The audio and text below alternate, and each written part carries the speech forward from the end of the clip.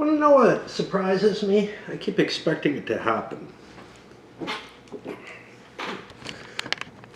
For party leadership to fail in its control in one or maybe both of the houses of Congress, but specifically in the House of Representatives right now, I would say. So much that a rebel factor, as it were, is willing to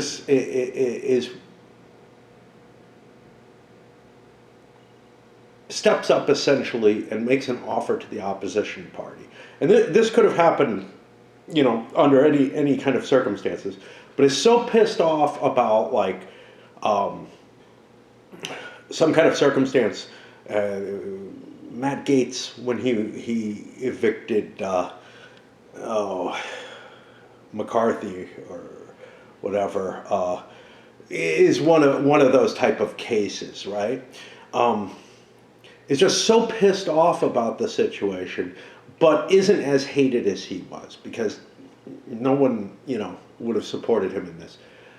To get his own little coterie, a couple of members of their own, go to the opposition party and say, look, here's the deal. I'm not happy with how leadership's treating me, treating the country as a whole, whatever, the dictatorial powers and whatever. You guys want certain things from leadership. There is nothing that prevents you, within the rules of the House, for voting, in the Senate for that matter, for voting against and for someone of the other party. Now, you would say, look, this could never have happened, long ago, because in the area when I was growing up or whatever, because the parties were too powerful. It definitely could not have happened. You would have been a pariah. You wouldn't be able to get funding or whatever support from your party. Now, if you're explicitly going against Trump on the Republican side, I don't think that's viable. And I think the Democrats actually have a little bit more power over their members than the Republicans do. But Trump has tremendous power. But you can see places where the cracks form. And that's where I'm thinking someone like a Marjorie Taylor Greene is actually like the possible way, and this seems almost ridiculous to say, but the possible way to break the partisanship. I pick her in particular because she's upset about the Epstein files. There's a small group of, what would have been absolute, the far fringes of the party in a lot of ways. Not so much Nancy Mace, but whatever. But at least not, for the most part not. I mean, she's a Magista, or a Trumpista, or whatever you want to call them, but at this point, but not at the level. And Massey is his own little weird creature. But she's not just pissed about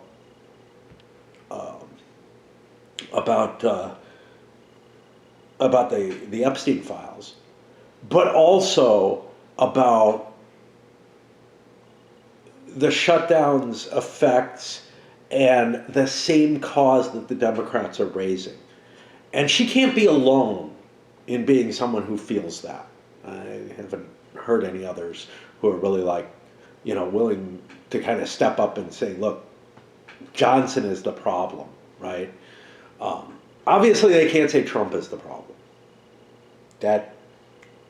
And the problem with saying Johnson is the problem is you're coming too close to touching that third rail, because Johnson is really just like Trump's little hand puppet.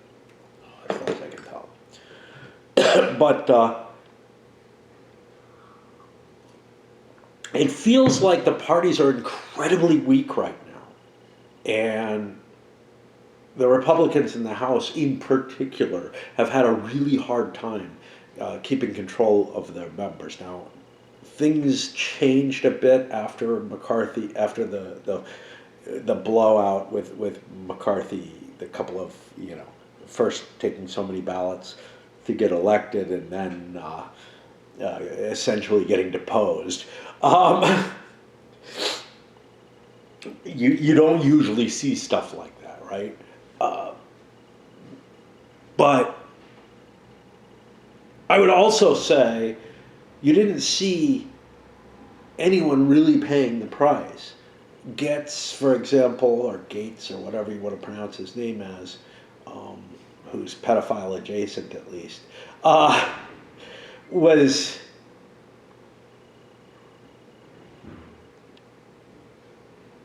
he didn't pay a huge price for that. He paid a huge until it came to the confirmation, and there it was like, look, this guy was not liked anyhow.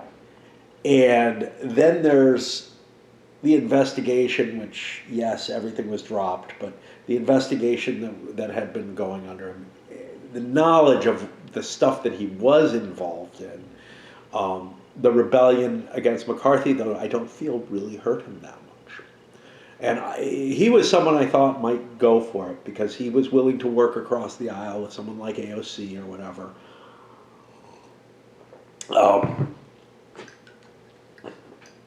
And find that common ground of, look, there's sort of a populist side to the liberals still left.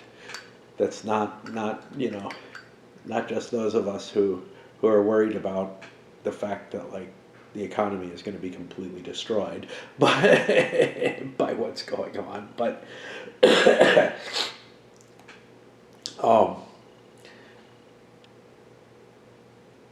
right now, I feel like this sort of dual leverage might be sufficient.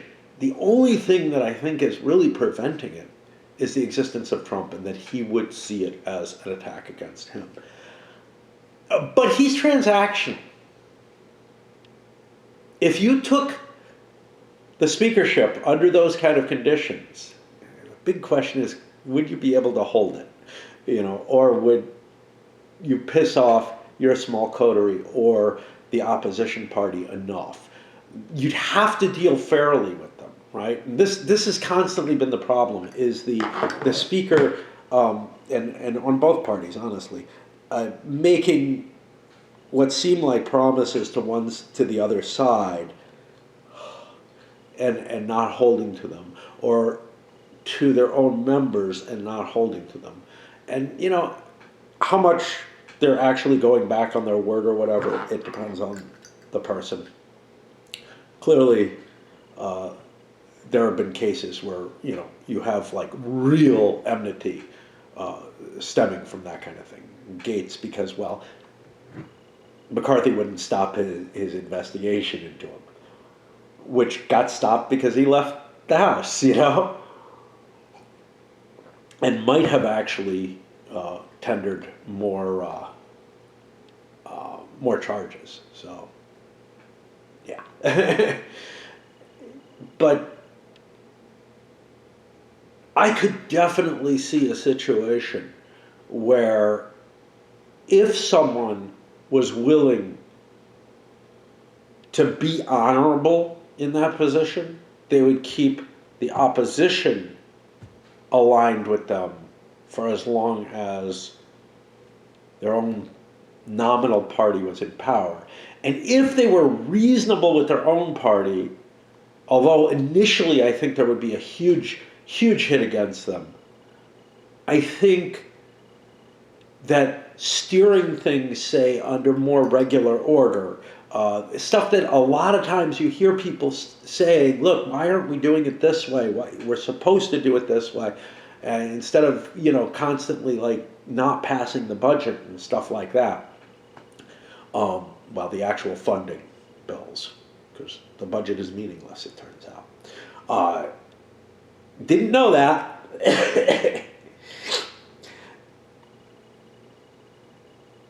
I feel like somebody in that position who sticks to their own principles on issues and as well sticks to sort of the stated goals that they've been putting out that have some popularity to them and that are, of course, appealing to the opposition party.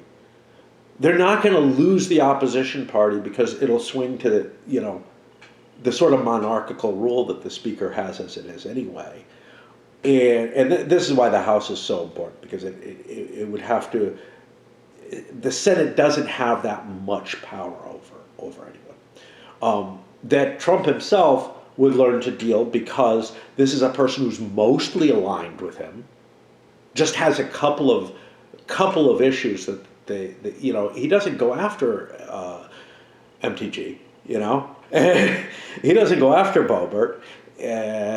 Massey might, I don't know, but he's not taking the knives out because he's got 4 defectors on the thing that is probably the most dangerous thing to him, because otherwise why are they protecting him so much, or the most dangerous thing to someone who's dangerous to him, it might be, although I highly doubt that, right? There were too many existing allegations to believe that there's not something in there that at least would be very, very ugly. But he would probably live through it. I mean, look,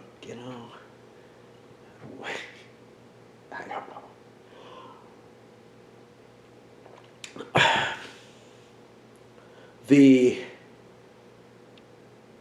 I think that if it was done early enough, now, as you get closer and closer to midterm elections, it's not possible anymore, because you're probably not going to hold the speakership through that, right? Like, there's just too much shakeup there. But if it had happened, I think even now, I think you'd have enough time to show yourself as an honorable and still aligned with your party for the most part choice. And I think it would help break apart some of the partisanship, some of the misuse of power within with some of these positions.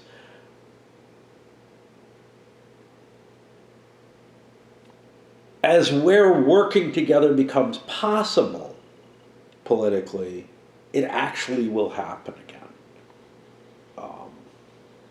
And I'm always rather surprised that, if I was gaming out a political situation, I would be cutting my deals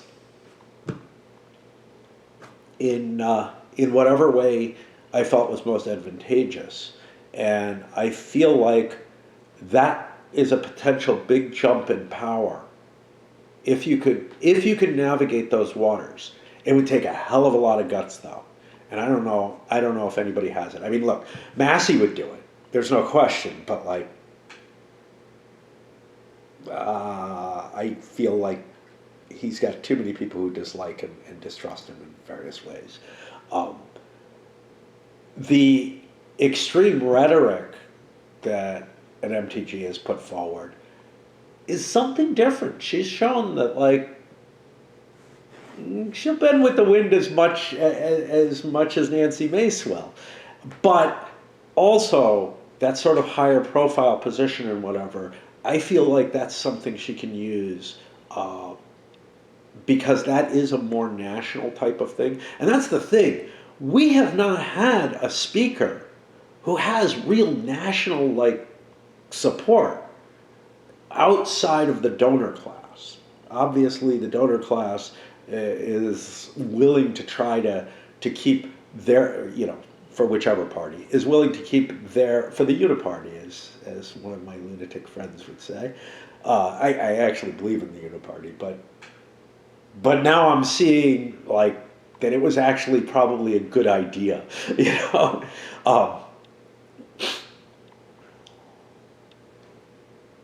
someone with that kind of national support would actually have the capability to weather it a little bit better, to push their way forward a little bit better, and to get their foot in the door long enough that they're seen as a trusted choice by almost everyone within their own party and without, for negotiations, for everything.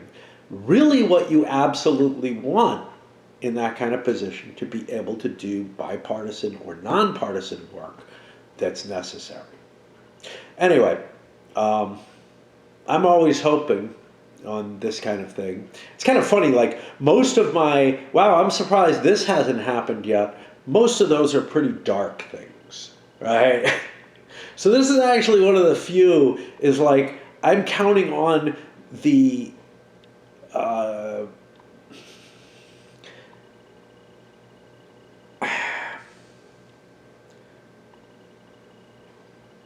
the sins of human nature, essentially, the desire for more power, to actually move things more in the direction that they were intended to be, that the founders kind of put down. They didn't foresee, or, well, obviously Washington didn't like political parties, but most of the founders were hoping that things would be more based on issues than on parties, party loyalty and all that. And now it's like absolute party loyalty. You'll do the same fucking thing that the last person in power did, and then maybe up it a step if you can. And you see that with the cloture rules changing, and just so many damn things, the investigations, whatever. And to some extent, it's like, the thing is, there's no, well, is it right? Is something special there? I mean, if you remember the shock that came from January 6th, look, holding those hearings was absolutely reasonable. Whether or not, you know, we had been through the Benghazi hearings, and I don't know that W went through too much, but Congress has been being used as this sort of, you know, weapon consistently, in a way that, like, yeah, you should actually, you know, have some kind of